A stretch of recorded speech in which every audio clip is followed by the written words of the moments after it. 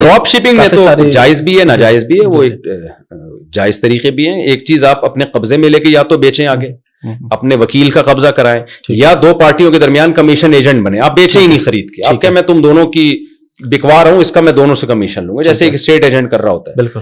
تو اس طرح سے یہ جائز ہوگا, ورنہ ادروائز ایک چیز آپ کے قبضے میں ہے نہیں اور آپ نے خرید کے اس کو آگے بیچ دی, تو وہ صحیح حدیث ہے اس بارے میں, لا تبیع ما لیس عندک, کہ جو چیز تمہارے پاس نہیں ہے وہ آپ بیچ نہیں. صرف خرید لینا کافی نہیں ہے, ملک آپ کا قبضہ بھی ہونا چاہیے. جو منقولی اشیاء ہیں, موو ایبل جو اشیاء ہوتی ہے نا, ان میں قبضہ. جو پلاٹ وغیرہ اس میں تو صرف خرید لینا کافی ہے, اس میں پریکٹیکلی قبضہ اس میں, اس کے بغیر بھی آپ آگے بیچ سکتے ہیں. لیکن جو موو ایبل چیزیں ہیں, ان میں جو منقولی اشیاء ہیں, ان میں جب تک آپ کے قبضے میں وہ نہیں آ جاتی تو آپ آگے بیچ نہیں سکتے. قبضے کا مطلب یہ نہیں کہ آپ کی جیب میں آئے, یعنی اتنا ہو کہ جیسے آٹے کی 10 بوریاں کسی دکان میں رکھی ہوئی ہیں, تو آپ کو پتا ہو یہ والی بوری وہ تھوڑا سا سائڈ پہ لگا دیں, یعنی اس کو کہتے ہیں آپ کے رسک میں آ جائے چیز, کہ اب وہ اگر ہلاک ہوئی تو آپ کا نقصان ہوگا. اس کنڈیشن میں چاہے 1 سیکنڈ کے لیے آئے, وہ اگلے ہی سیکنڈ میں آپ بیچ دیں, لیکن کم سے کم ایک دفعہ آپ کے رسک میں آنا ضروری ہے. ٹھیک ہے, کیونکہ صحیح احادیث میں یہ بات ہے کہ جس چیز کا آپ زمان نہیں اٹھاتے آپ اس پہ پروفٹ نہیں لے سکتے. ٹھیک ہے, مثال کے طور پہ دیکھیں, آپ کے پاس ایک پین رکھا ہوا ہے, ٹھیک ہے, یا موبائل ہے, میں نے یہ موبائل آپ کے اس کیمرہ مین کو بیچ دیا, میں نے ابھی آپ سے خریدا نہیں ہے, ویسے ہی پوچھا یہ کتنے کا ہے, آپ نے کہا یار لاکھ کا ہوگا, میں نے 1.5 لاکھ کا ان کو پہنا دیا. ٹھیک ہے, اس کے بعد میں آپ سے خرید رہا ہوں, ٹھیک ہے, اور میں بیچ رہا ہوں, یہ ناجائز ہے. ٹھیک ہے, وجہ اس کی ہے کہ جب میں نے ان کو بیچا, میں نے 50,000 یہاں سے کمائے, ٹھیک ہے, اس وقت یہ چیز آپ کے زمان میں تھی, میرے زمان میں نہیں تھی, یعنی چوری ہو جاتی تو آپ کا نقصان تھا. ٹھیک ہے, اب میں کیا کر رہا ہوں, میں زمان کسی چیز کا رسک اٹھا نہیں رہا, پروفٹ کما رہا ہوں میں. اسلام یہ کہتا ہے کہ کم سے کم 1 سیکنڈ کے لیے آپ اپنے قبضے میں لیں اس کو. ٹھیک ہے, بے شک پھر امانت کے طور پہ آپ کے پاس رکھوا دوں, اس لیے کہ اب اگر یہ چوری ہوگی تو میرا نقصان ہوگی. ٹھیک ہے, تو کم سے کم یعنی 1 سیکنڈ کے لیے بھی نا کسی بھی چیز پہ وہ حالت آنی چاہیے کہ وہ سامنے والے کے رسک سے آپ کے رسک میں ٹرانسفر ہو جائے. ٹھیک ہے, تو جب اتنی حیثیت میں آ گیا تو اس کے بعد پھر آپ اس پہ آگے پروفٹ لے سکتے ہیں.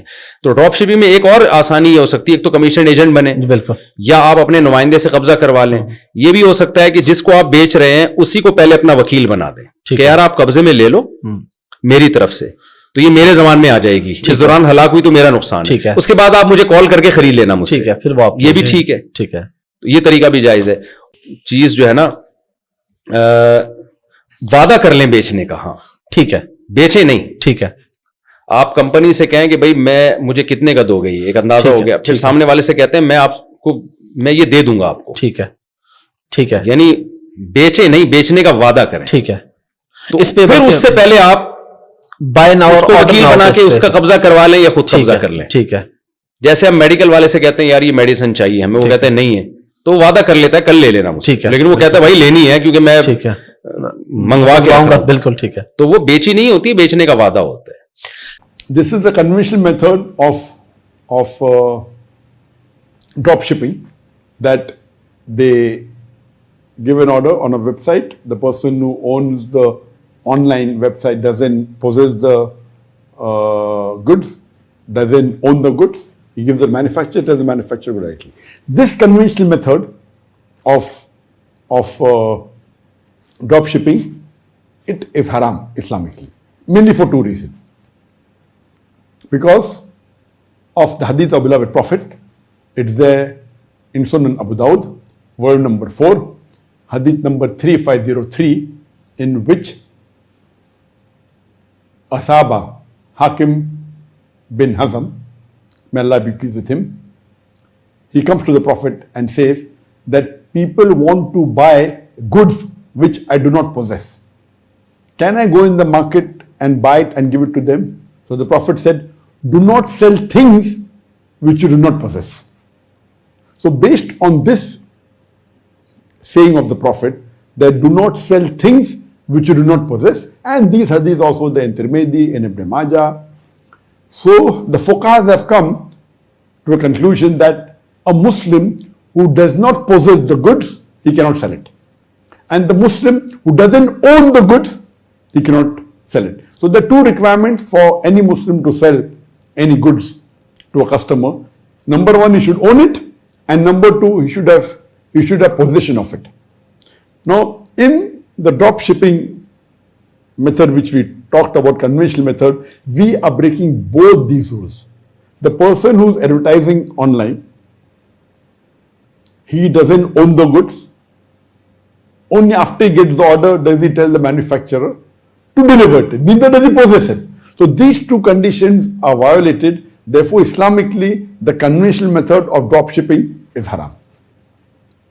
But there are Sharia financial consultants who have come with alternatives. How can you make this dropshipping halal if you follow a certain procedure which fulfills the requirement of the Sharia?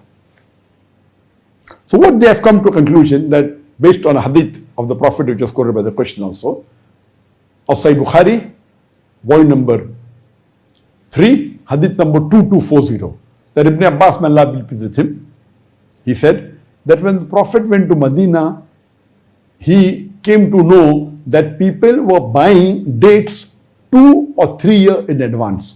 They paid for dates which were delivered 2 or 3 years in advance. So the Prophet said that anyone who pays money in advance, he should see to it that he pays after he knows the exact measure, he knows the exact weight and the exact time of delivery, or the exact period of delivery, the time period.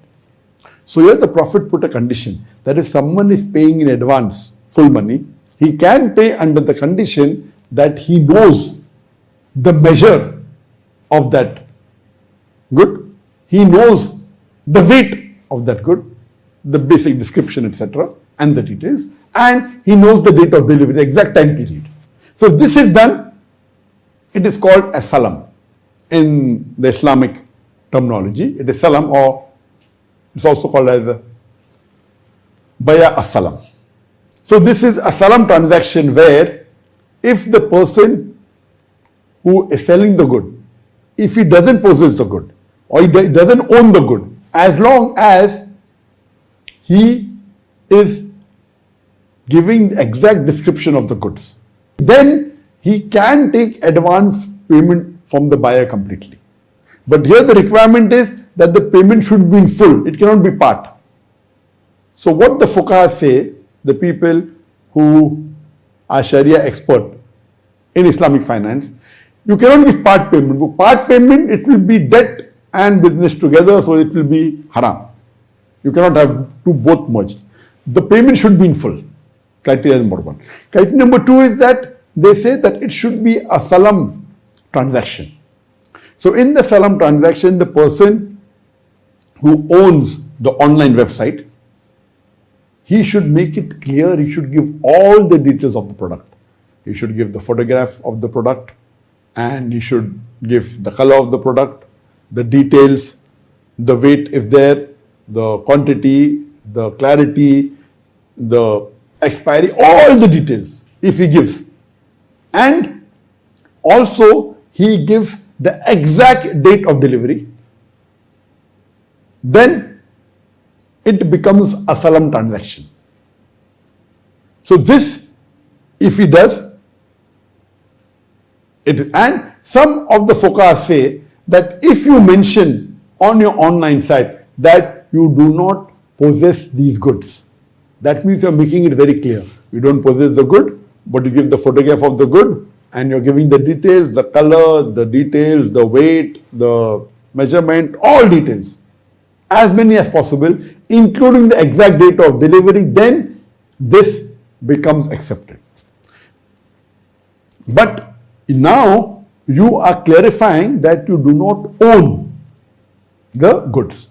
But yet there is one factor which is missing, is that you don't possess, and for you to make the transaction, you should see to it that you cannot ask Islamically that once you have mentioned these details, and if you deliver, the customer knows very well. And as long as you fulfill all these requirements, it is done. So the fuqaha, they say, you can then tell the manufacturer, okay, you ship. It is told to the customer that I don't possess it, and it's a salam. In the salam, it is accepted that you don't own the goods, you don't possess it, but they tell the manufacturer to deliver it. Now some fuqaha say this is not permitted because the person you are buying from, you have to take possession before delivery. So if he delivers it, it will be breaking the contract. He's a manufacturer, he's a seller, he cannot deliver. You have to take possession before delivering. So you can buy from manufacturer, no problem, but if you ask him to ship directly, then it is breaking the Islamic rule of possessing the article. Now, there is one view of the Maliki school of thought. What they say that this hadith mainly refers to food stuff because people used to pay for the dates 2 or 3 years in advance. So the Maliki school of thought says this requirement of possessing the goods is only for food stuff, not for other material.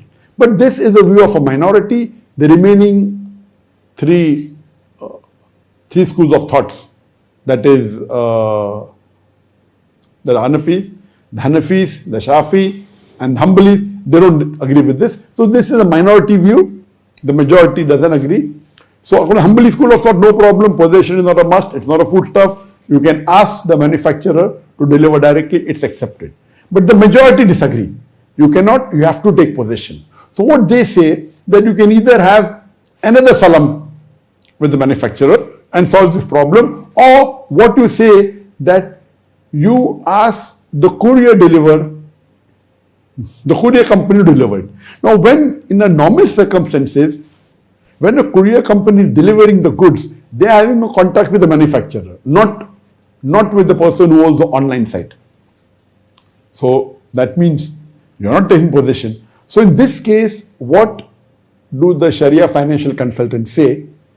That you should have a contract with the courier company and say that now you are our agent, because today possession is a word which is difficult. Previously, okay, anything possession means physically you have it with you. Today you can't have everything physical. Okay, if it's a small good, if it's a mobile, you can have. If it is a watch, you can have. You can't. Suppose you buy a house and you buy a house in a different city. Physically you can't get that to go down. You cannot. So physical possession also means that if you have a document which says it is yours, it's accepted. Or if you have the keys of the house, that's accepted as physical possession. So the terminology of physical possession has changed as times have changed. So today the fuqaha say that even if you don't have it yourself, you can appoint an agent to do it. But you can't ask the manufacturer to do it because that will break the contract. So that is the reason what the fuqaha say, that you can have a contract with the courier company and tell the courier company, have a contract that you are appointing them to pick up the goods from the manufacturer and deliver to the customer. So as far as drop shipping is concerned, if you fulfill all these few requirements, that is on the website, you mention very clearly that you don't possess these goods. You mention the details of the good, the color, the date of all the details, the weight, the measure, as many details as possible, and be very clear and see to it that you fulfill the requirement of date of delivery. And you take the onus. If something goes wrong, you are liable for it. So if you cannot deliver on time, it becomes your duty, you deliver something equivalent to them or refund the money, whatever it is, it should be done as per the rules of the Sharia. If this is done, and then you have a contract with the courier company that they will pick up, they will be your proxy agent and pick up from the manufacturer and deliver it to the customer. If anything happens in between, you are liable, you take the liability. So if all these rules of the Sharia are fulfilled, then drop shipping can become permissible. But the conventional method is wrong. But if you follow all these rules of Sharia, so it doesn't break and it fulfills, it becomes a salam, it is permissible, and then your business will be halal. Otherwise, the conventional method of drop shipping is haram. There are two restrictions here. One of them is the hadith that Hakim ibn Hizam, may Allah be pleased with him, said, the Prophet ﷺ prohibited us, prohibited me, prohibited indefinitely from selling what we do not possess. So it is prohibited in Islam to sell something that is not yours, to sell something that you do not have in your possession. And the second restriction is that the Prophet ﷺ prohibited merchants from selling goods before acquiring it, before its acquisition and taking it into their warehouses.